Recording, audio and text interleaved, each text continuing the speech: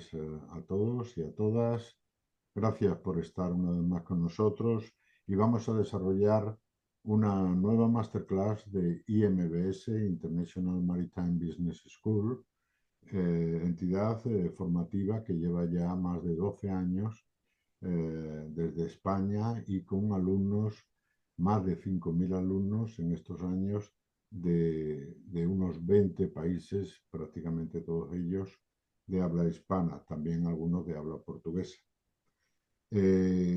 La masterclass se titula La responsabilidad del operador portuario y para darnos esta visión de este tema, tenemos como invitado al abogado Martín Prieto, el cual es licenciado en Administración y Dirección de Empresas por la Universidad de Valencia, en España, asimismo licenciado en Derecho por la misma universidad y abogado socio en Goñi & Company Abogados, cuya central se encuentra en Madrid. Además, Martín es máster por la Universidad Pontificia de Comillas y el Instituto Marítimo Español.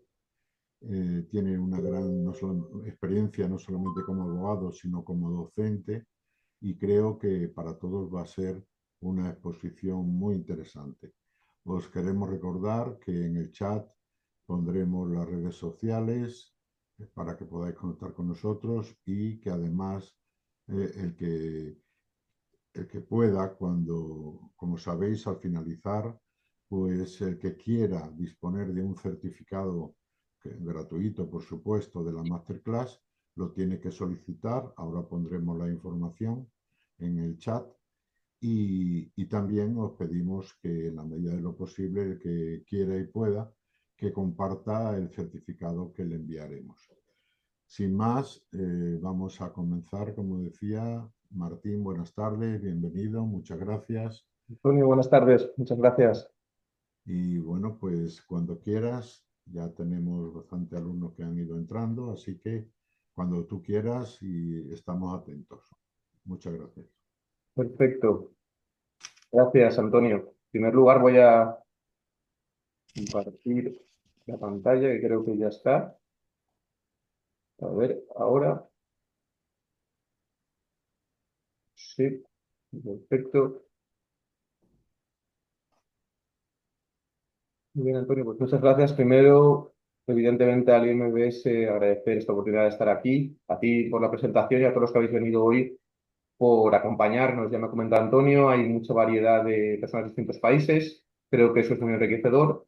Obviamente yo voy a dar principalmente una versión o un punto de vista desde el marco español, pero sí que es cierto, como iréis viendo, que también daré alguna serie de pinceladas de otros aspectos de derecho comparado de otros países y obviamente la normativa internacional que pueda aplicar al tema que vamos a hablar.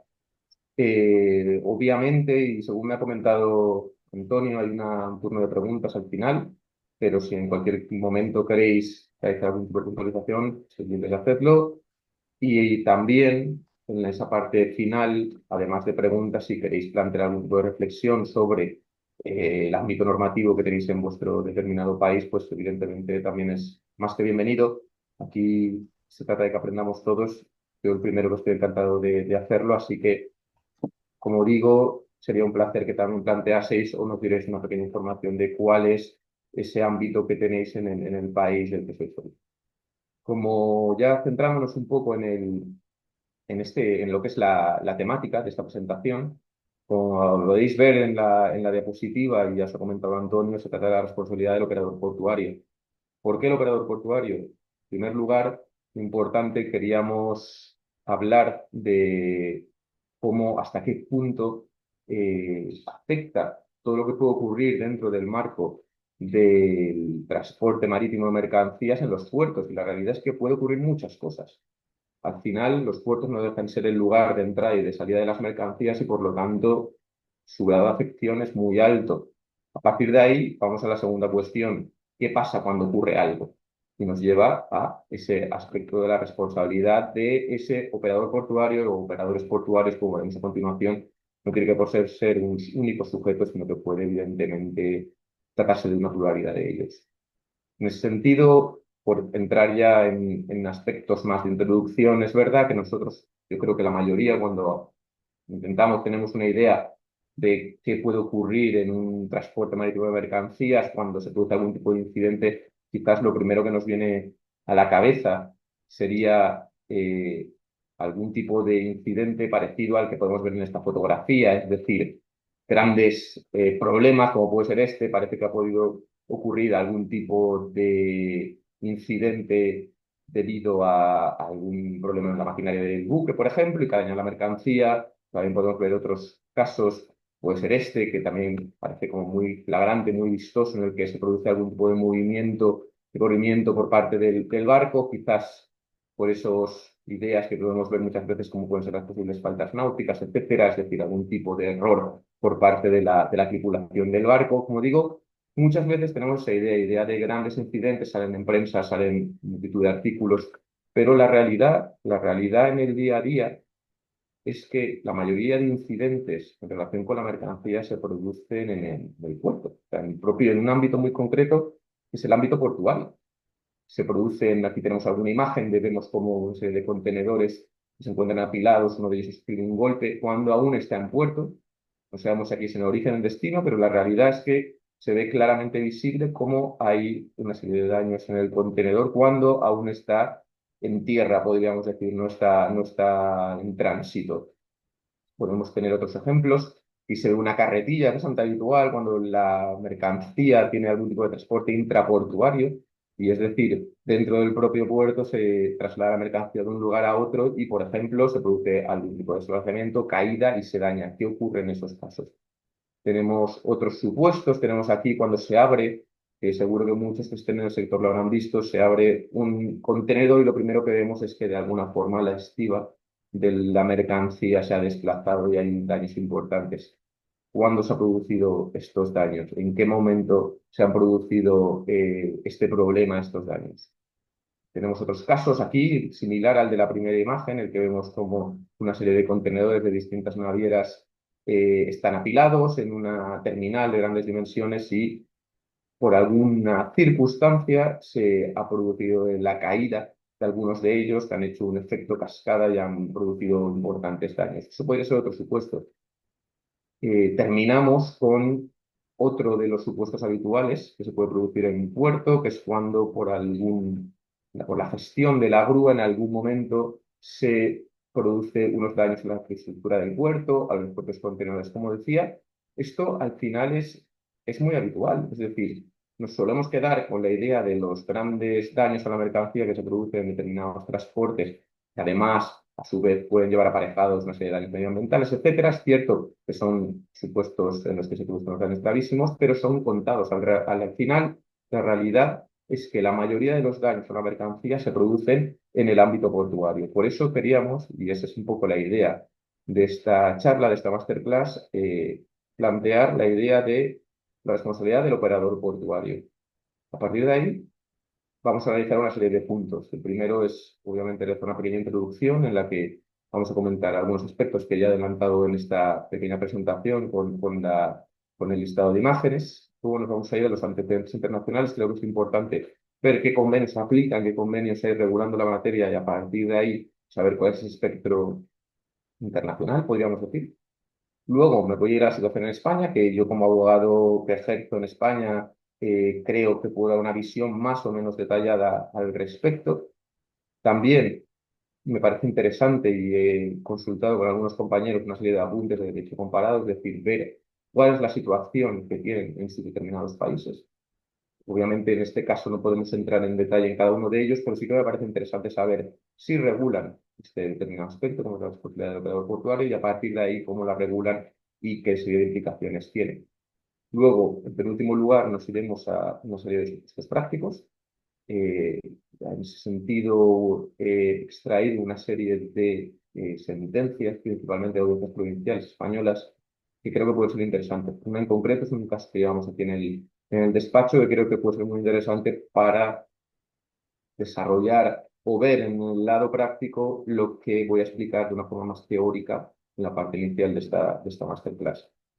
Y finalmente, creo que es importante acabar con una serie de conclusiones, un recap de todo lo que hemos ido hablando a lo largo de estos 30 o 40 minutos para que aquellas personas que no han podido entrar en el momento o no han podido tener la atención suficiente, pues al menos se queden con 3 o 4 puntos que creo que resultan muy interesantes de cara a todo este planteamiento de la responsabilidad del operador portuario.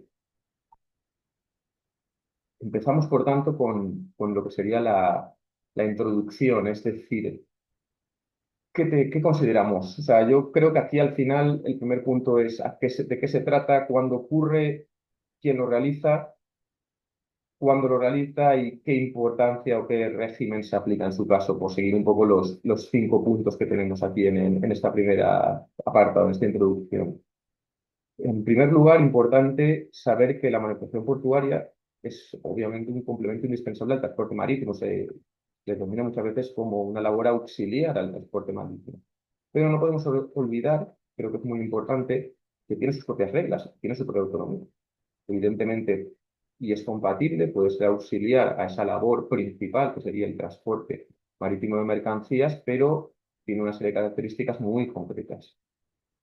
Luego vamos al segundo punto. El segundo punto ya lo hemos adelantado, creo, con bastante detalle en esa pequeña presentación, y es la idea de que hay un alto grado de siniestralidad. Es verdad, la estadística nos dice que la mayoría de los daños que se producen a la mercancía se producen en el puerto. No se producen en el transporte marítimo, no se producen en el transporte terrestre, ya sea de origen o de destino, sino que se producen en el propio ámbito, en ese ámbito espacial del propio puerto. Esto es muy importante. Como tercer punto, también tenemos que se realiza una serie de tareas diversas. Como vamos a ver, esa manipulación portuaria incluye muchas cosas. Puede incluir, como hemos hablado antes, que ese transporte intraportuario que se realiza en una carretilla. Puede incluir un almacenaje en el propio puerto, dentro de las instalaciones de unidad determinada de terminal. Puede incluir la carga de la mercancía en un barco. Puede incluir muchos, como digo, ya he planteado muchas labores distintas, con características distintas y por lo tanto nos lleva al siguiente punto con una pluralidad de sujetos que intervienen. Evidentemente no es lo mismo la empresa de estiva que el almacén en particular, que la empresa de transporte que realiza una serie de envíos dentro del propio puerto. Son sujetos distintos y por lo tanto tienen una adecuación distinta a esos daños que se puedan producir. Y por último, dentro de esta introducción, tenemos un aspecto que es la importancia de la normativa específica, que ya he adelantado al principio y que básicamente es, tenemos una normativa específica que se dedique a regular esta responsabilidad del operador portuario. Sí, no. ¿Está en España? ¿No está en España? ¿Cómo influye? ¿Cómo influye que hay una determinada ley que aplique, otra, etcétera? Sería un poco la idea general. Podríamos decir que vamos a seguir. Como decía, una vez comentado este aspecto, que sería esa introducción a las cuestiones a realizar, me parece interesante referirnos a los antecedentes internacionales. Y aquí, en este apartado, me parece importante hablar tanto de las realidades como de las ausencias, es decir, está regulado y en el caso de que no esté regulado, ¿qué normativa tenemos que de alguna forma pueda referirse, aunque sea de forma tangencial, a este aspecto que es la responsabilidad del operador portuario? Por tanto, en este primer punto tenemos, y lo primero que he hecho yo es, digo, voy a incidir en la normativa que tenemos en los convenios, podemos decir, paradigmáticos relativos al transporte marítimo de mercancías. Lo primero, evidentemente, que he hecho es irme a las reglas de la Haya Visby. Todos conocéis, se trata de nuestro fundador de las reglas de la Haya, el protocolo de Visby, que conforman estas reglas que han sido ratificadas por muchísimos países. De hecho, es uno de los convenios más ratificados del mundo en términos generales y que actualmente, por tanto, se encuentra vigente en muchos de ellos. Si analizamos las reglas de la Haya Visby, la realidad es que no tenemos ninguna referencia específica, y esto es importante, específica a un aspecto como sería la responsabilidad del operador portuario. Sí que es verdad, se hace referencia a, y esto es casi literal traducido al español, se hace referencia a los empleados y a los agentes del porteador. Y es verdad que dentro de esos empleados y agentes del porteador se refieren a ciertas labores, como puede ser la estiba, la carga de la mercancía. Es decir, de alguna forma, es verdad que se está planteando. Esto ocurre también en las reglas de Hamburgo No quiero entrar a un análisis de cada uno de los convenios, creo que nos quitaría mucho tiempo y además creo que es materia para otra masterclass muy distinta, es verdad que, pero como decía, las reglas de Hamburgo que quizás se han quedado un poco en medio, son del año 78 y en ese sentido son más extensas que las reglas de la Bisbee, que es verdad que tienen un desarrollo muy escueto. Desarrollan más, pero sin embargo, en este aspecto de la responsabilidad del operador portuario, son muy similares a las reglas de la Bisbee. Vuelven a hacer referencia a los agentes y a los empleados del porteador, vuelven a hacer referencia a que estos pueden realizar una serie de labores, como pues esa carga exhaustiva, y vuelven a hacer referencia en que en ese caso, en el caso de que se trate de estos sujetos, se le aplicará el mismo régimen que al propio porteador. Por último, en cuanto a las reglas de Rotterdam, sí que es cierto que más por su propia naturaleza, las reglas de Rotterdam son bastante ambiciosas, tienen un texto bastante extenso, prácticamente creo que llega a los 100 artículos, y es verdad que analizan con mucho detalle cada uno de los aspectos, pero tampoco se refieren de forma directa a esa responsabilidad del operador portuario. Lo más cercano que tenemos es el llamado performing party, que se ha producido en muchos, vamos, en muchos textos como la parte ejecutante. La parte ejecutante se define en el propio convenio de Rotterdam como aquella sujeto, ya sea persona física o jurídica, distinta al porteador, que realiza una serie de labores, incluye el propio transporte, pero también se refiere a la activa, se refiere al almacenaje, al depósito, a la carga, etcétera, de la mercancía. Es decir, por aquí podría entrar. Esta definición lo que realmente hace es tratar de alguna forma de incluir una realidad en los contratos de transporte, que aparecen muy habitualmente en los conocimientos de embarque, como puede ser la cláusula Himalaya, que muchos conoceréis, que básicamente lo que hace es aplicar el mismo régimen de responsabilidad a una serie de individuos que al porteador, es decir, asimila el régimen del porteador a una serie de individuos, perdón, entre los que se encuentran eso, los agentes, los empleados y en muchos casos esta cláusula Himalaya también se refiere a los subcontratados del propio porteador. Por tanto, como digo, en las propias reglas de Rotterdam sí que es cierto que tenemos desarrollo más incisivo, pero tampoco llegan a plantear todas las cuestiones, porque evidentemente se refieren, como digo, a aquellos supuestos en los que el porteador de alguna forma, como digo, tenga o subcontrate de alguna forma. De hecho, la definición que hace la parte ejecutante es aquel que a instancia del porteador o bajo la supervisión y control del porteador realiza una serie de tareas y a partir de ahí enumera. Claro, pero ¿qué ocurre? Y esto es una cosa que yo me planteo. ¿Qué ocurre cuando ese operador portuario no lo hace a instancia por cuenta del porteador? Es decir, ¿qué ocurre cuando es contratado directamente, por ejemplo, por el destinatario de la mercancía o por el corredor, que uno se ha hecho cargo de la mercancía al porteador? ¿Qué ocurre en ese caso? Porque evidentemente el convenio no lo contempla. Ese es un punto a tener en cuenta. De todas maneras, a efectos prácticos, es cierto que al final lo que tenemos actualmente es una amplia ratificación de las reglas de la ISBI. De Hamburgo, aún habiendo entrado en vigor, es verdad que los estados que lo han ratificado son estados, podemos decir, con menos incidencia en el transporte marítimo y las reglas de Rotterdam ni siquiera han entrado en vigor. Por tanto, creo que conviene centrarse en las reglas de la ISBI. Sí que es cierto, y creo que es un apunte importante, que de cara al legislador, si nos referimos a lo que es el ámbito de responsabilidad de cada uno de los convenios, es interesante analizar que las reglas de la IABISBI, dentro de ese ámbito de responsabilidad del porteador, se refieren a un espacio, un ámbito entre la carga y la descarga de la mercancía.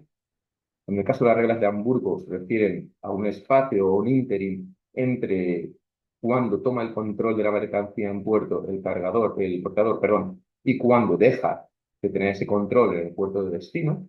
Y en el caso de las reglas de Rotterdam, se refiere dentro de ese ámbito a desde que recibe la mercancía el porteador hasta que la entrega. Como podéis ver aquí, hay una diferencia semántica importante, es decir, en el caso de las reglas de la IABISBI se refiere a un ámbito quizás más cerrado, carga-descarga. Hamburgo, desde que toma su control en el puerto de origen hasta el de destino, y en el caso de Rotterdam, como decía, desde su recepción a su entrega. Parece que de alguna forma el legislador tiene en cuenta que la realidad del transporte marítimo cada vez es más expansiva y no se puede tener en cuenta un ámbito de responsabilidad tan fuerte. Es un poco una idea que me parece interesante, al margen de, como digo, si tengamos una realidad u otra por estar en vigor o no los determinados convenios.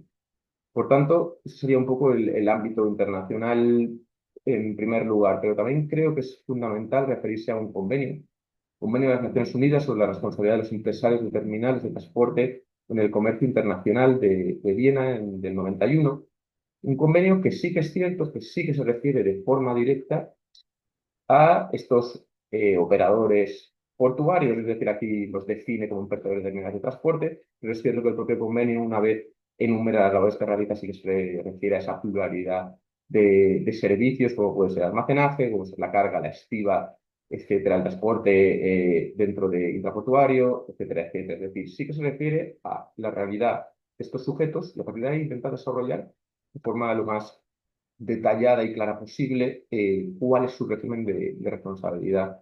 Varios puntos importantes en cuanto a este convenio.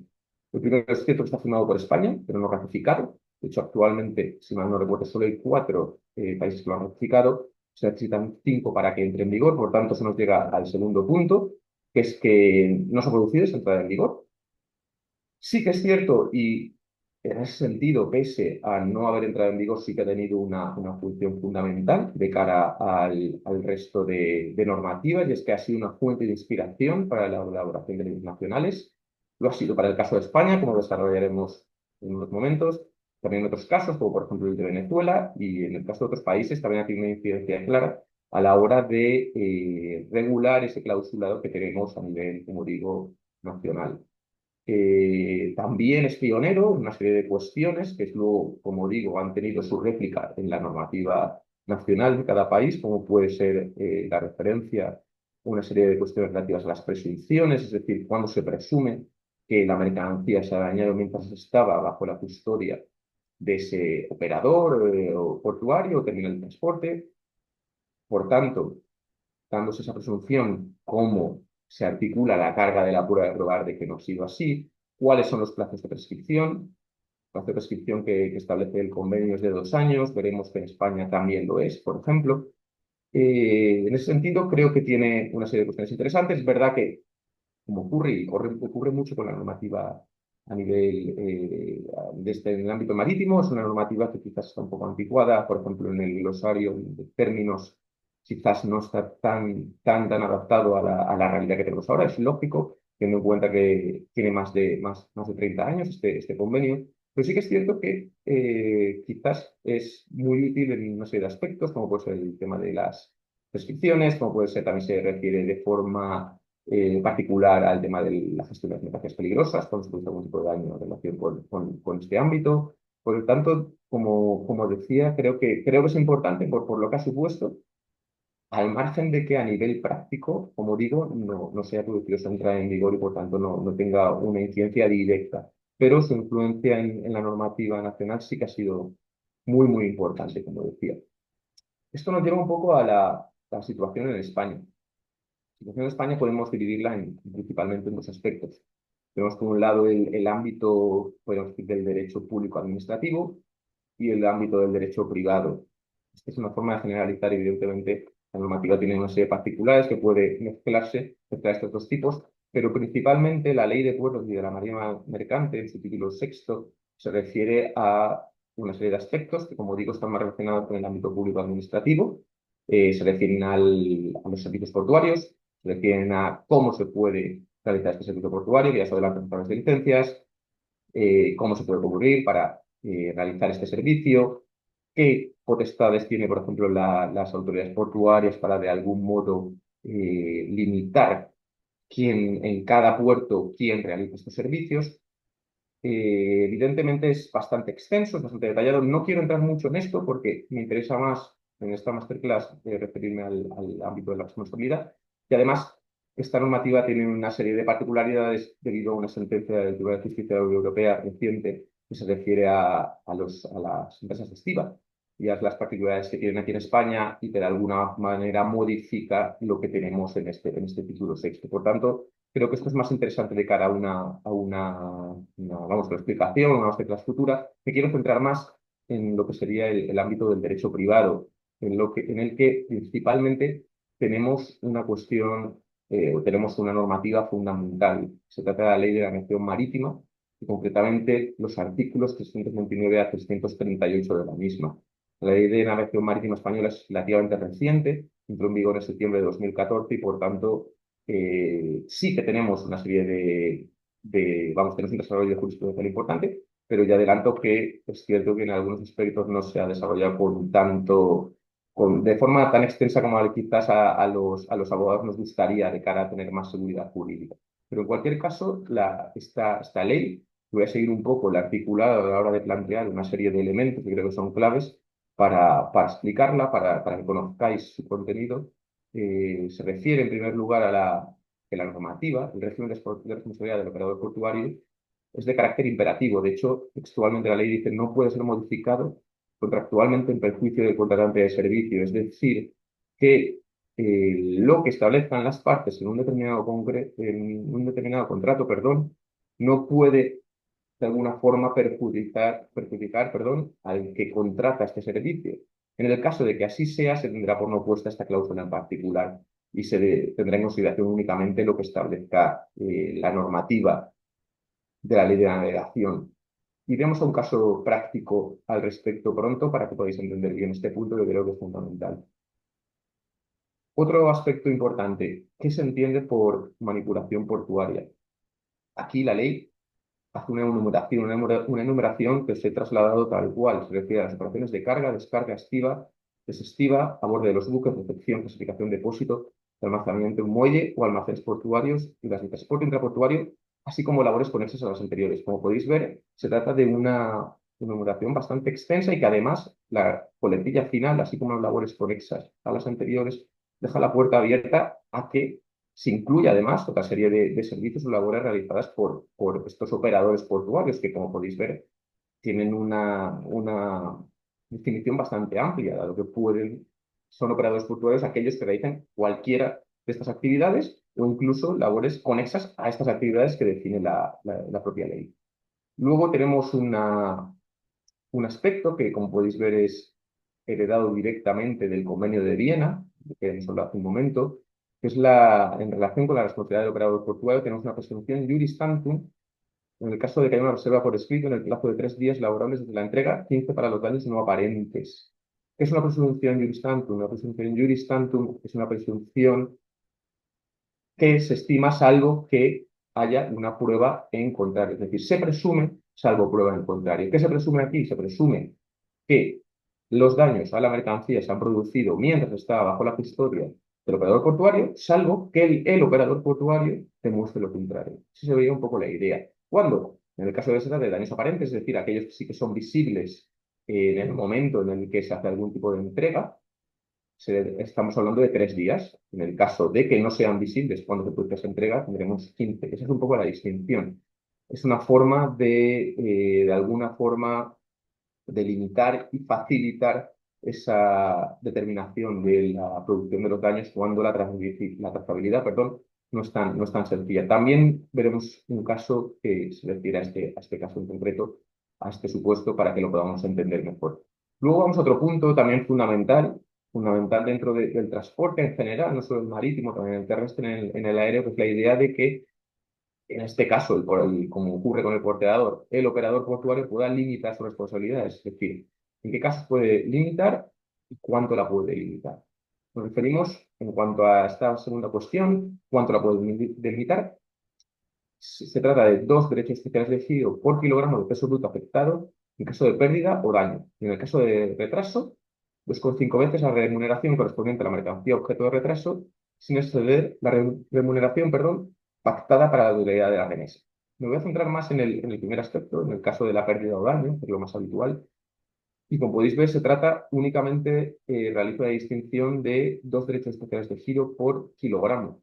Como sabéis, en el ámbito marítimo, en el transporte marítimo, según las reglas de la IADIS, tenemos una doble distinción por bulto o por peso. Aquí solo tenemos un límite por peso, que no lo he puesto, pero me parece importante incidir en ello, que se puede romper, evidentemente, y la forma de romperlo es la habitual, es decir, o en el caso de que haya dolo por parte del responsable o un tipo de culpa equiparable a dolo, como pues este dolo eventual o culpa grave. En ese caso se podrá romper ese límite de responsabilidad. Y luego llegamos a un último punto que creo que es importante, que es el plazo de prescripción, es decir, ¿qué plazo tenemos para reclamar a este operador portuario? El plazo es 2 años desde la entrega, ¿vale? Una matización importante, prescripción según se entiende conforme a la normativa española, estamos hablando de que en el momento en el que hago una reclamación, vuelve a reanudarse el plazo. Esto es importante, esto es bastante importante, porque si nos llevamos al convenio de Viena del 91, al que hemos hecho referencia en la diapositiva anterior, es verdad que hace referencia a un periodo de 2 años, pero no tiene en cuenta esta concepción que tenemos en España de que la que prescripción se vuelve a establecer el plazo total en cuanto a hacer una reclamación. De hecho, el convenio habla de la posibilidad de prorrogar el plazo, habla de la posibilidad de repetir cuando realmente no es necesaria una prórroga, cuando, como digo, en España, cuando se refiere a un plazo de prescripción, se refiere a un plazo que en el momento en que reclamas vuelve a saltar el plazo de 2 años, a diferencia de esa caducidad habitual en que la única forma de extender el plazo es solicitando una prórroga aquel contra el que se solicita. Esto es una cuestión también importante y, como decía, tendrá incidencia en una serie de supuestos prácticos que vamos a analizar a continuación. Aquí quería hablar brevemente, pero para que tengamos una idea muy general, un escenario importante general de una serie de supuestos de derecho comparado, podríamos decir.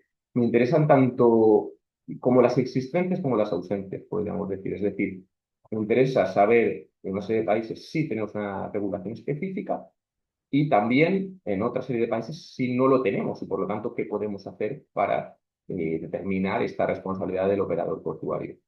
Tenemos, por ejemplo, un aspecto interesante, que es en el de Reino Unido. El Reino Unido vamos, su normativa se basa en el Carriage of Goods Act de 1971, que lo que hace esta normativa, la del 71 en concreto, es adaptar las reglas de la ley Bisbee al protocolo de Bisbee, precisamente del 68, y básicamente se trata de una normativa que, como digo, incorpora las reglas de la ley Bisbee. Las reglas de la ley Bisbee, ya hemos hablado de ellas, no hacen referencia expresa a la responsabilidad del operador portuario, pero sí que creo que es importante en este caso, y como ocurre mucho en Reino Unido, primero referirnos a lo que puedan establecer las partes por contrato, eso será determinante, y también muy importante lo que establece la jurisprudencia. Como sabéis, la normativa en Reino Unido, como un país prototípico de cómo está basado en una normativa quizás no tan extensa, pero luego un desarrollo jurisprudencial bastante elevado que lo que hace es rellenar esos huecos que naturalmente hay en la normativa, en la propia normativa. A ese respecto, me parece interesante hablar, aunque sea de forma breve, de una sentencia del Tribunal Supremo inglés muy reciente. Se denomina o se conoce de forma coloquial como de Giant Case, y básicamente se refiere a un supuesto en el que una mercancía llega al puerto de destino y una vez va a ser entregada al destinatario de la misma, es decir, ya una vez descargada y cuando se va a entregar, se produce una entrega errónea, es decir, no se entrega al legítimo destinatario conforme al conocimiento de embarque de esta mercancía. ¿Qué pasa? Que una vez se reclama se puede decir, esa falta de entrega, se reclama al porteador por parte de aquel que haya sufrido la pérdida. ¿Qué pasa? Que se hace después de que hubiera pasado 1 año desde que debería haber producido esa entrega. Entonces, claro, este debate que fue escalando en el ordenamiento de Reino Unido hasta llegar al Tribunal Supremo, básicamente lo que determinaba o quería determinar era: tenemos en cuenta que, en teoría, las reglas de la Haya Bisbee establecen este plazo de caducidad de 1 año, solo ese ámbito de responsabilidad, como hemos hablado al principio, solo es entre la carga y la descarga de la mercancía. Es decir, en principio, para el supuesto en el que esa falta de entrega se ha producido después de la descarga, no se aplicaría esta normativa. Y por lo tanto, esa reclamación, que se hizo, como decía, después de 1 año, no estaría caducada. Mientras que la otra parte alegaba lo contrario, que sí que de alguna forma debe aplicarse de forma expansiva esta normativa de las reglas de la Bisbee una vez se haya producido la descarga y por lo tanto solo a falta de la entrega. Al final, el Tribunal Supremo lo que determina es que efectivamente sí que se aplica a este supuesto lo establecido en las reglas de la Bisbee. Por tanto, ese plazo de 1 año también aplica pese se da un supuesto posterior a la descarga. Esto es interesante porque evidentemente, como digo, la importancia de la jurisprudencia en el ámbito del Reino Unido es fundamental y lo que está diciendo básicamente es que de alguna forma eh, la realidad, el marco del transporte marítimo tiene un efecto expansivo y por tanto se extiende más allá de la descarga de la mercancía. Como digo, esto es importante porque lo puede llevar a que supuestos, no solo en esta falta de entrega, pero una vez posterior a la descarga se aplique también la normativa y el plazo de las reglas de la Lisbon cuando se produzca algún tipo de incidente en puerto.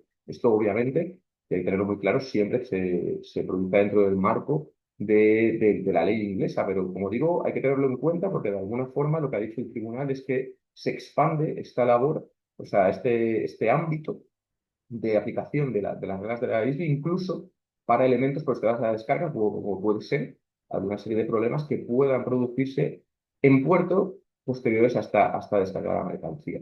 Por tanto, creo que es interesante al menos plantearlo y dejarlo por lo menos en esa pequeña explicación, esa pequeña nota al respecto. Luego tenemos, por ejemplo, en Canadá, el Canadá Marine Act de 1998, que sí que se refiere de forma específica también a las autoridades portuarias y a que se le aplica un régimen de responsabilidad conforme a la normativa del país, pero es verdad que no tiene un desarrollo tan importante a nivel de fondo, podríamos decir, de articulado. Otro caso sería en Venezuela la Ley General de Puertos, que es verdad que posiblemente es la que de una forma más efectiva transfiere el contenido del Convenio de Viena sobre las responsabilidades terminales portuarias a una normativa en particular y en ese sentido se refiere a muchos de los aspectos que también regulaba este convenio. Por lo tanto, en ese sentido sí que es verdad que dentro de ese análisis sí que he visto bastantes aspectos que se trasladan del convenio y además que es una práctica bastante habitual en muchos países, es decir, no se ratifica un convenio en particular, porque de hecho Venezuela no ha ratificado en este caso, como decía, el convenio de Viena, solo creo de Sudamérica que lo ha hecho Paraguay, si mal no recuerdo, pero sí que se adapta de alguna forma integrando en la normativa nacional el contenido de la misma. Creo que es interesante ese aspecto. En Cuba tenemos la ley de puertos número 230, que también se refiere a la responsabilidad y en ese sentido hace una serie de referencias interesantes a la idea de que los operadores portuarios tienen que seguir la serie normativa aplicable y que además, y es un punto que destacan de forma importante, deben tener su propio seguro de RC para enfrentarse a cualquier tipo de reclamación de terceros, hacer esa puntualización importante para cualquier incidente que se pueda producir. Luego tenemos en Brasil la ley 2815/2013 de Brasil, que también se refiere a la responsabilidad de los operadores portuarios y a ese respecto realiza una serie de puntualizaciones en cuanto a cómo aplica, cómo se relaciona con la serie de convenios internacionales que en su caso también puedan aplicar, que también creo que resulta interesante. Y finalmente, en China tenemos el Maritime Code of the People's Republic of China, que básicamente, al tener una influencia muy, muy importante del derecho anglosajón, lo que hace es básicamente trasladar lo que tenemos, por ejemplo, en la normativa inglesa. Y de hecho, un artículo que creo del código, creo recordar es el artículo 48, lo que hace básicamente es hacer una traslación de la cláusula de Malaya, que como os hablaba antes, es una cláusula que intenta de alguna forma aplicar el régimen de responsabilidad del porteador a sus empleados, agentes, subcontratados, etcétera. Me ha parecido interesante y además lo he visto en varios artículos doctrinales de autores chinos que son bastante críticos con este código en algunos aspectos. Porque básicamente lo que hace este código, evidentemente, como digo, el artículo 48, es trasladar este cláusula de Malaya, podríamos decir, a un texto formal de ámbito nacional, pero en un apartado introductorio, lo que está diciendo es que dentro de este artículo 48, que se refiere a los agentes y empleados del porteador, se tienen que incluir también las terminales portuarias independientes. Esto choca, y como digo, hay algunos autores que son bastante críticos al respecto porque entienden que, primero, se aleja de la idea de agentes y empleados que tenían, por ejemplo, las reglas de la Isby o Hamburgo, Y segundo, porque tienen ciertas dudas de que se pueda aplicar este régimen a operadores portuarios independientes, a terceros que no han contratado con ellos por el principio de la regularidad de los contratos. Por lo tanto, como digo, tienen ciertas dudas y luego me gustaría incidir en este punto también en el ámbito nacional de cara a realizar algunas reflexiones. Con esto cerramos estos apuntes de derecho comparado que, como decía, son eso, principalmente unos pequeños, podría decir, aspectos muy breves para tener una idea muy general, evidentemente. Pero creo que era interesante de cara a esta explicación más centrado en el ámbito español. Luego, sí que me gustaría hablar de algunos supuestos prácticos. Eh, Básicamente he seleccionado una serie de sentencias, como decía, de audiencias provinciales, que creo que pueden ser interesantes para todo esto que hemos explicado desde un punto de vista más teórico, darle un cariz más práctico. Tenemos, por ejemplo, una sentencia de la Audiencia Provincial de Valencia, sección novena, de fecha 23 de febrero de 2021. Es un caso que llevamos en el despacho y creo que es bastante interesante de cara a explicar cómo se articula y cómo se aplica esta normativa de la Ley de Navegación Marítima en relación con la responsabilidad del operador portuario. El caso es el siguiente, y lo resumo yo creo de forma breve. Es una exportación desde Valencia. En este caso, lo que se trataba de transportar era un barco velero. Se iba a cargar en un barco velero, básicamente. El barco velero, la idea era transportarlo al sudeste asiático porque iba a realizar una regata allí. Y para transportarlo, como podéis observar, era un transporte bastante largo. Lo que se hace con ese barco velero es desmontarlo. Se desmonta y se carga en un barco para llevarlo como digo, a un país del sudeste asiático.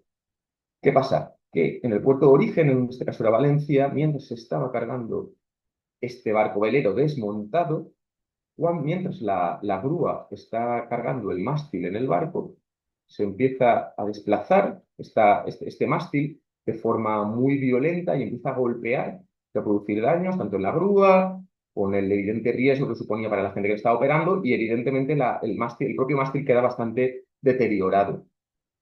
¿Qué pasa aquí? O sea, es decir, ¿qué tenemos? ¿Quién es responsable? ¿Cómo se ha podido producir? Aquí básicamente a quien se responsabilizó es a la terminal que estaba realizando en este caso esta labor de carga del mástil en el barco donde iba a ser transportado, porque se entendía que lo habían realizado evidentemente de forma negligente, se habían producido este desplazamiento brusco mientras estaba cargando por la grúa y que la causa de los daños era evidentemente esta operativa más que negligente. Y digo más que negligente porque por el peso del propio mástil, como hemos visto, el límite de responsabilidad según la ley de navegación marítima es conforme al peso. El límite era bastante inferior a lo que se reclamaba, es decir, a la realidad de los daños. Lo que queríamos defender era que este límite no aplicaba, que se podía romper porque entendemos que había una culpa grave equiparable a dolo en la operativa realizada por la terminal. Pero nos enfrentamos a otro problema, y es que la parte contraria, la terminal, en su defensa decía que como esta terminal había sido contratada por el porteador, y el porteador, conforme a su reverso de conocimiento de embarque, tiene una cláusula Himalaya en la que se aplicaba a todos sus agentes empleados o subcontratados. Se entendía que aquí tenemos un subcontratado, se aplicaba su normativa. ¿Qué pasa? Que entre su normativa, evidentemente, tenemos, al ser la normativa del porteador, tenemos a Yavisbi, teníamos que tener un año de caducidad. Esta reclamación se produce posteriormente a ese año. Por tanto, ese debate era hasta qué punto si se aplica la normativa de las reglas de la IABISLI, conforme a esa regla cláusula Himalaya, la acción estaba caducada. Y además, como segundo planteamiento, teníamos hasta qué punto estaba en supuesto de culpa grave. Y por tanto, se puede romper el límite, porque como digo, el límite era inferior a la cantidad reclamada. Por tanto, como digo, había tanto un punto de vista, un aspecto jurídico, como un punto de vista más práctico, técnico, podríamos decir, de cara a romper ese límite de responsabilidad. En cuanto al primer punto del plazo, nosotros entendimos que era fundamental el apartado, el artículo de la Ley de Navegación Marítima que dice que la normativa relativa a la responsabilidad del operador portuario que establece la propia Ley de Navegación se aplica de forma imperativa, que lo pactado entre las partes, como podría ser este cláusula de conocimiento de embarque, no puede perjudicar el funcionamiento del servicio. Aquí el contratante de servicio, nosotros reclamamos el nombre, evidentemente, del propietario de la mercancía, y por tanto, contratante de servicio que tenía, según la ley de navegación, un plazo de 2 años, porque el plazo establecido, como hemos dicho, en la ley de navegación es de 2 años de prescripción. Por tanto, si lo pactado entre las partes, es decir, lo que aparecía en el código de embarque era de 1 año, era más perjudicial para el contratante de servicio y por lo tanto no podía ser aplicado. Esa era nuestra idea y finalmente tanto el Tribunal de Primera Instancia como el de Segunda Instancia entendió, es decir, le dio prioridad a lo establecido de forma imperativa en la ley de navegación con respecto a ese plazo de 1 año que puede establecer el conocimiento en parte de las reglas de la ley. Y en segundo, digamos, el segundo punto, que era evidentemente hasta qué punto se podía romper el límite de responsabilidad conforme a lo que había ocurrido. Y finalmente, después de investigar, se pudo constatar que esta terminal había tenido acceso a las características de la embarcación, de este barco de vela, con sus piezas, pesos, etcétera, antes de la carga. Había habido una reunión en la que podía haber tenido acceso y había podido analizar hasta qué punto tenía una serie de características y conforme a eso había proyectado cómo realizar la operativa. Por lo tanto, entendimos que la operativa utilizada, el tipo de agarre de las grúas, etcétera, estaba muy alejado de ese nivel de diligencia exigida para unos aspectos de este calibre y que por tanto sí que era posible romper el límite. Eso fue lo que nosotros entendíamos y finalmente también entendió el tribunal. Por tanto, como digo, hay varios aspectos en cuenta el tema de la ley aplicable, importante, sobre todo cuando hay un porteador por medio, como pasaba aquí, que había sido porteado a su vez a la terminal, y luego, como segundo aspecto, el tema de la ruptura del límite, que es puramente casuístico, y que en el caso concreto y ver hasta qué punto esa labor realizada se entiende que puede ser catalogada como una culpa grave equiparable a doble. Esa sería una sentencia interesante al respecto. Me interesa también, y como veo que vamos un poco justos de tiempo, referirme, por ejemplo, a la tercera, la sentencia de la Audiencia Provincial de Burgos, número 434220, de fecha 9 de octubre de 2020, que habla del momento en que se producen los daños y carga de la prueba. Aquí aquí era al revés, una importación. Creo que el destino era un hospital cerca de Barcelona, al que se transporta un contenedor de una caja de oxígeno, es decir, tiene integrado dentro de ese propio contenedor una caja de oxígeno para utilizar en labores médicas. Y que una vez se le entrega al transporte terrestre en destino para llevar a cabo su viaje definitivo, podríamos decir, hasta el hospital, se puede comprobar que ha sufrido una serie de golpes y a partir de ahí se puede también comprobar que el interior también había sufrido daños. Entonces, claro, aquí en esta sentencia me parece interesante porque lo que habla básicamente y lo que se intentaba determinar era en qué momentos habían producido los daños. Había sido un viaje bastante largo en el que no se había tenido constancia de esos daños hasta prácticamente el final.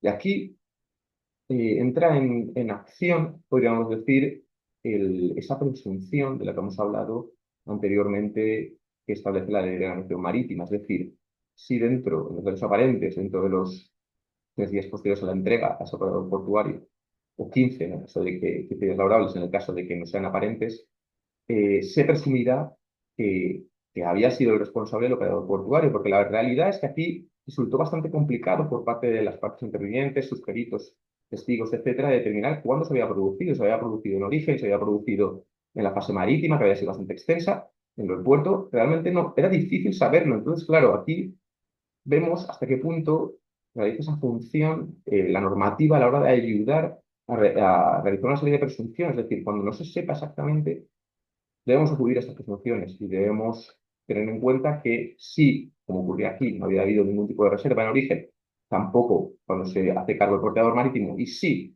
una vez salía de ese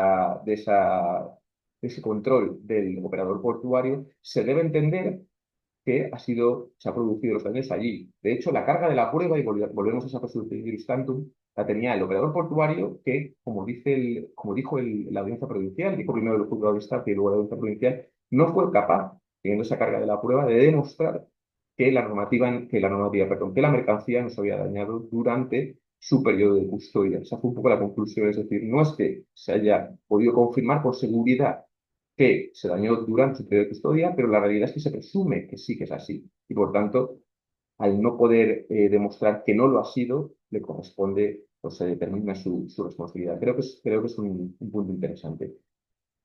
Y por terminar, dentro de un poco del plazo que tengo asignado, me gustaría, como digo, referirme a una serie de conclusiones. Una serie de conclusiones y nos tenemos que quedar con unas ideas. Creo que es interesante que sean estas.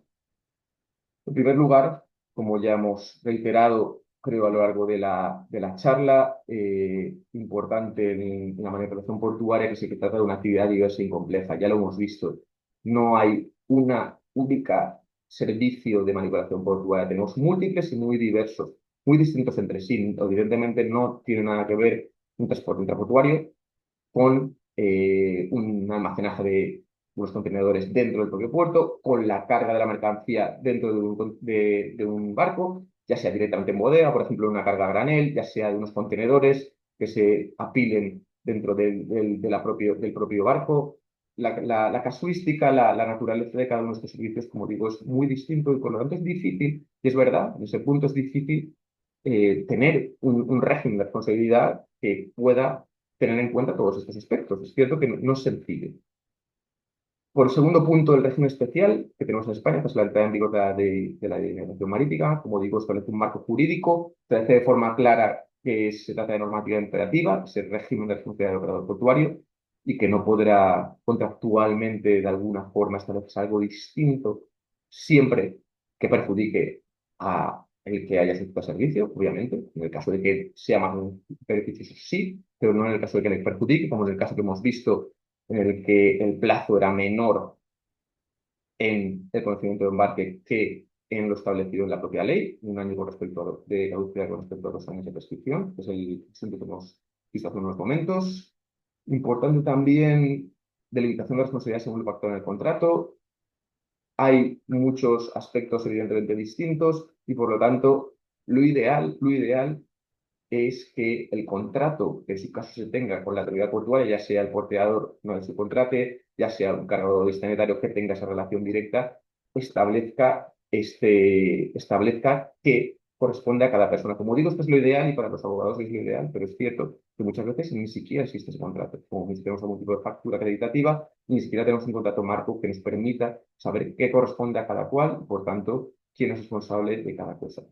Otro punto sería la determinación del momento en el que se producen los daños, es decir, lo que se conoce como la trazabilidad. Hemos hablado de una sentencia en la que tenemos este problema, es decir, hay un viaje muy largo y en muchos casos ni siquiera es visible si la mercancía está dañada hasta que llega a su destino final. ¿Cómo mejorar esto? Es complicado, evidentemente. Es fundamental la labor que se ha realizado a nivel documental en cada uno de los aspectos, o podemos decir, tramos de transporte. Es fundamental si se ha hecho algún tipo de fotografía, tanto en origen como en algún momento en cualquier tipo de transbordo, para tener algún tipo de indicio de lo que puede haber ocurrido. También es importante las notas, órdenes, consignas que se han realizado de cara a la naturaleza de la mercancía, evidentemente, para evitar una serie de problemas. Todo esto, como digo, influye de forma importante en determinar en qué momento se ha producido y, por tanto, saber si aplica un determinado régimen, otro, y por dónde se activa esa responsabilidad del operador portuario. Otro aspecto es la necesidad de mayor desarrollo jurisprudencial, al menos en el caso de España. La ley, como digo, entró en vigor en septiembre de 2014. Parece mucho tiempo, realmente no lo es. A nivel de desarrollo por parte de los tribunales sí es una ley bastante joven y a la hora de saber o tener muchos casos que se dediquen o canalicen esta responsabilidad del operador portuario, la realidad es que no hay tantos y que por tanto eso siempre para nosotros no es lo más deseado, podemos decir, dado que siempre para tener una mayor seguridad jurídica lo ideal sería tener o una opinión muy, muy definida por parte de los tribunales o al menos un desarrollo jurisprudencial tan elevado que nos permite saber en cada supuesto a qué nos tenemos que atener. Y finalmente, como último aspecto, y un poco dentro de la idea de esta masterclass, creo que es importante referirnos a la incidencia del derecho comparado y la determinación de la ley aplicable. Como digo, puede haber problemas en este sentido. Sí, evidentemente, es importante primero saber qué han pactado las partes. Como digo, muchas veces no ocurre en esta relación operador portuario con el posible cargador, destinatario, etcétera, pero como digo, en el caso de que no se haya pactado nada, tenemos que ir a las reglas generales y hay que ver hasta qué punto puede aplicar una u otra. Lo normal será que sea el lugar que se ha realizado el servicio y, por lo tanto, en el caso de España, sea la ley española, pero como digo, puede haber alguna serie de disrupciones si, por ejemplo, estamos en un servicio de agricultura portuaria realizado en España, en el que se pacta, por ejemplo, por decir un punto, la ley inglesa. ¿Hasta qué punto choca esa ley inglesa y lo que pueda establecer con esa normativa imperativa que aparece en la navegación marítima? Lo dejo un poco ahí como cuestión que evidentemente se puede dar y que habría que analizar hasta qué punto choca esta elección de la norma por parte de las partes con una normativa imperativa de un determinado Estado. Con esto más o menos yo creo que terminamos. Nada, agradecer evidentemente nuevamente al IMBS la oportunidad y a vosotros, a todos los 100 personas que creo haber visto hace un momento que estáis conectados por vuestra atención. Ha sido un verdadero placer. Muchas gracias. Muchas gracias, Martín. La verdad que un tema interesante y no menos complejo de lo que nos esperábamos, probablemente, ¿no? Tenemos algunas preguntas, y hay una que yo creo que es una cuestión más Ujú, terminológica, o ujú. semántica. Hay dos personas que nos acompañan que preguntan la diferencia entre mercancía y carga. Quizá en España utilizamos ambos términos como sinónimos, pero la carga en sí es más bien una operación, ¿no? Con las mercancías. Claro, claro. Claro, por hacer esa apreciación, claro, cuando yo me estoy refiriendo en el aspecto, por ejemplo, que he hablado de cuándo ese régimen de responsabilidad entre carga y descarga, me refiero a la operación física entre carga y descarga, efectivamente, un poco como has apuntado tú, Antonio. A diferenciar de la mercancía en el sentido del propio sujeto, o sea, de esos elementos a transportar. Cuando me refiero a ese ámbito, a ese régimen de responsabilidad, como digo, me refiero a esa operación física, a ese servicio a realizar de carga o de descarga, en su caso, de la propia mercancía, y volvemos al término, que serían un poco los bienes a transportar, efectivamente. Perfecto. Después tenemos también una pregunta de José de los Santos que dice, la actividad que desarrolla el piloto práctico es considerada como de operador portuario y si el práctico se encuentra asegurado de forma diferente al resto de operadores portuarios, ¿qué ocurre? Claro, yo entiendo que en España, al menos, no está entrando dentro de esta definición. O sea, la del operador portuario, por las definiciones que yo he definido y he visto y analizado, el práctico va por otra vía, ¿sabes? En ese sentido. O sea, yo creo que no entraríamos dentro de este régimen, sí que nos iríamos más al general, ¿sabes? Con respecto al practicaje, efectivamente, que sí que tiene sus particularidades. Muy bien. Otra pregunta nos dice si existe alguna normativa común para la Unión Europea que regule la responsabilidad del operador portuario o solo cada país establece sus propias normas.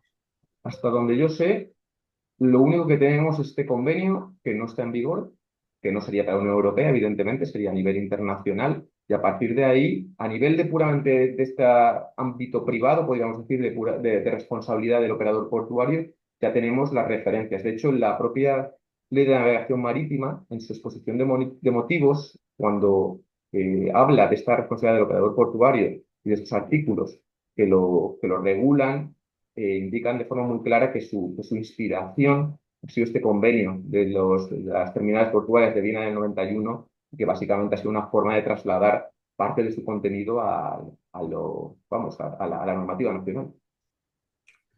Bien, Carlos Naim de Venezuela nos pregunta que en Venezuela la normativa es muy ambigua.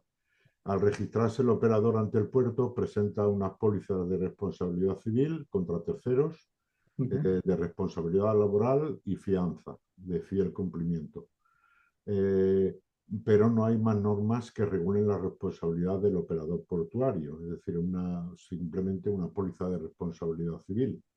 ujú. Sí, lo que yo he visto en la ley de puertos efectivamente es que se hace sobre todo incidencia y ocurre eso también en otros casos, como he dicho, también de Brasil y demás, en el que se hace incidencia en la RC, efectivamente. Pero sí que es verdad que la ley de puertos sí que, salvo error por mi parte, y me podrán corregir seguro las personas que estén, los venezolanos que estén escuchándome, tiene una serie de elementos también que se refieren, como digo, a este convenio. Pero es verdad que estoy de acuerdo que hay cierta ambigüedad en cuanto al contenido de la misma, efectivamente. Isaías Rodríguez nos pregunta, ¿cómo influye la tecnología, automatización, digitalización en la responsabilidad del operador portuario? Pues es una pregunta interesante y es una pregunta difícil aún, creo, de responder, porque es verdad que la normativa en relación con la inteligencia artificial como que la están acelerando para adaptarla de forma, yo creo, más clara a todo, ¿sabes? Tenemos ahí la idea de los buques autónomos, que sí que es verdad que va más avanzada. En el tema del operador portuario yo creo que aún va un poco más retrasada, pero es un tema interesante, evidentemente, porque habrá que ver hasta qué punto esta responsabilidad directa de esta inteligencia artificial puede influir en aquellos que de alguna forma dan una serie de indicaciones, órdenes hasta IA y por tanto cómo esa relación puede tener ya a partir de ahí una posibilidad de reclamación por parte de los perjudicados. Es una pregunta interesante, pero es cierto que creo que aún estamos un poco desgraciadamente retrasados con respecto a poder tener una idea clara, un marco claro con respecto a lo que se va a producir. Y tenemos un par de cuestiones más. Eh, o sea, hay diferentes modelos y como nos visitan pues de exactamente 18 países, ¿no? Uh -huh, Entre los asistentes de hoy, a los cuales agradecemos como siempre su colaboración y que estén ahí. Eh, claro, los modelos portuarios son en algunos casos muy diferentes, ¿no? uh -huh, En España, por ejemplo, existen las autoridades portuarias que a correcto. su vez gestionan o, digamos, ofrecen los concesionarios, ¿no? Unos Correcto, terrenos, sí, como etcétera. concurso público Entonces, para la derechos privados. pregunta que nos llega es, ¿se te escucha un poco flojito, Martín? ¿Ahora? ¿Mejor? A ver si te acercas un poco más. Sí. La pregunta es, ¿una autoridad portuaria como el modelo español y de otros países tendría Ujú. alguna responsabilidad subsidiaria sobre un operador portuario? Debería tener, perdón, que no estoy oyendo. Responsabilidad subsidiaria sobre un operador portuario que tenga una Claro. concesión. Bueno, habría que ver, Isaya. Mi idea en cuanto a cómo se produce esto es que salvo que se pudiera justificar ese vínculo por parte de la autoridad portuaria que de alguna forma ha incidido en que se produjera estos daños, por ejemplo, no lo tengo tan claro, que esa relación de causalidad, que es muy importante a la hora de la posible responsabilidad de la administración, se le pudiera o derivar a la propia autoridad que ha realizado este concurso en su caso y a partir de ahí ha determinado. No, no lo veo claro, o sea, habría que ir al caso concreto, pero salvo que de alguna forma no se hubieran seguido las pautas concretas, las indicaciones, instrucciones que se hubieran realizado a la hora de otorgar el servicio o en su caso a la hora de proveerlo, no me parece tan sencillo que se pueda llegar a Perfecto. cumplir. Y una última apreciación es que concretamente en IMBS está preparando un próximo curso de comisario de averías, de surveyor o- o ajustador de averías, que se llaman en otros países. Yo he trabajado durante 12 años en esa figura y a la vista de lo que has comentado, considero que es fundamental a la hora de establecer el alcance primero la causa, ¿no? Y el Ujú. alcance de los daños que se puedan producir ante un determinado siniestro. Esa, quizás un poco destacar la importancia, ¿no?, que puede tener esa figura, ¿no crees? Sí, sí, estoy totalmente de acuerdo. O sea, yo creo que es importante y además yo creo que va de la mano un poco de cuándo se producen los daños, de que de alguna forma, en qué momento analizarlo por parte de esos peritos, de esos surveyors, determinar qué se puede hacer e incluso cómo se puede evitar que se lleguen a producir. Perfecto. Bueno, muchísimas gracias, Martín, A por estar con vosotros, nosotros de inocentes. nuevo, ¿eh? No es la primera vez. Te animamos a que sigas colaborando con nosotros, estamos encantados. Y Por a todos supuesto. nuestros asistentes, pues darle las gracias, por supuesto, emplazarles para la próxima masterclass, que será dentro de un mes, el tercer miércoles del mes que viene. Y bueno, pues invitarles a que los que lo deseen, que soliciten el certificado que se enviará. Tienen que solicitarlo a través del correo electrónico, como se ha puesto en el chat, y nada más. Agradecer a todos la presencia, la fidelidad, porque estamos siempre en cifras muy interesantes de audiencia y eso es lo importante. Gracias a todos y hasta una nueva conexión. Gracias.